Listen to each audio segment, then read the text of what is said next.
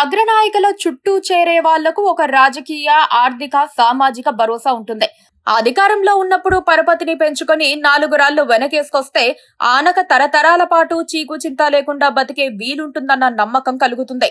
ప్రభుత్వం మారినా తమ జోలికి ఎవ్వరూ రారులే అన్న విశ్వాసంతో గుండె మీద చెయ్యి వేసుకుని నిద్రపోయే అవకాశం లభిస్తుంది. ప్రస్తుతం ఆంధ్రప్రదేశ్ రాజకీయాల్లో మాత్రం అందుకు భిన్నమైన వాతావరణం కనిపిస్తోంది.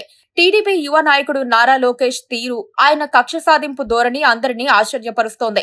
అస్మదీయుల్లోనే ఆందోళనకు, భయానికి కారణమవుతోంది. సొంత జనానికే అందుబాటులో లేకుండా దూరంగా ఉంచటం, ప్రత్యర్థులపై మితిమీరిన కక్ష సాధింపు చర్యలు లోకేష్ సొంత సామాజిక వర్గంలో సైతం ఆందోళన కలిగిస్తున్నాయి. ప్రత్యర్థి రాజకీయ నాయకులను, ఐఏఎస్, ఐపీఎస్లను వేధిస్తోన్న తీరు భవిష్యత్తులో బూమరాంగ్ అవుతాయన్న భయం వెంటాడుతోంది. దాంతో వారు దిక్కుతోచని దుస్థితిలోకి వెళ్లిపోతున్నారు.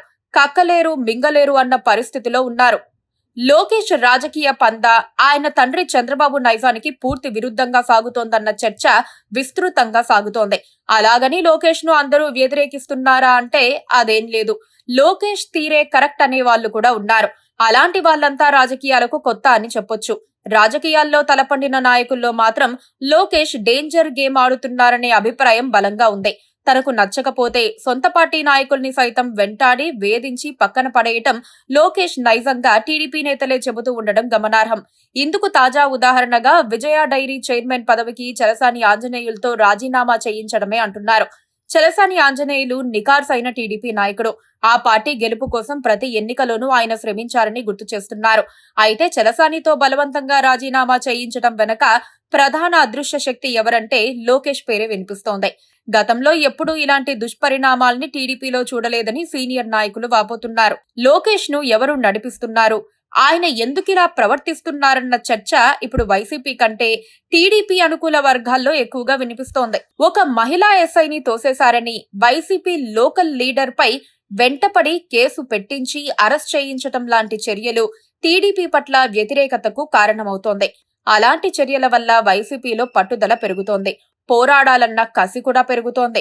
పైగా రాజకీయ నాయకులతో పాటు వందలాది మంది ప్రభుత్వ ఉద్యోగుల్ని కూడా శత్రువులుగా చేసుకున్న ఘనత లోకేష్ కే దక్కుతుంది. ముఖ్యంగా పోలీస్ శాఖలో ఎస్ఐ, సిఐ, ఏఎస్పీ, ఎస్పీ స్థాయి అధికారులకు 2 ఏళ్లుగా ఎలాంటి పోస్టింగ్లు ఇవ్వకుండా ఏరికోరి శత్రుత్వం పెంచుకోవడానికి లోకేష్ తీరే కారణమంటున్నారు. సీనియర్ ఐపీఎస్ అధికారుల్ని లేని కేసుల్లో జైలుకు పంపటం ద్వారా శాశ్వత శత్రుత్వాన్ని ఏర్పరచుకున్న ఘనత లోకేష్ కే దక్కుతుంది. లోకేష్ ఇప్పుడు పార్టీ నేతలకు అందుబాటులో ఉండటం లేదు. అందరినీ దూరం పెడుతున్నారు. తను కూడా జనానికి కనిపించటం మానేశారు. ఏదో ఒక వంకతో ఫారెన్ టూర్లకు వెళ్తున్నారు. ఒక పెళ్లికి హాజరయ్యేందుకు ఆయన అమెరికా వెళ్లటంపై సెటైర్లు పేలుతున్నాయి.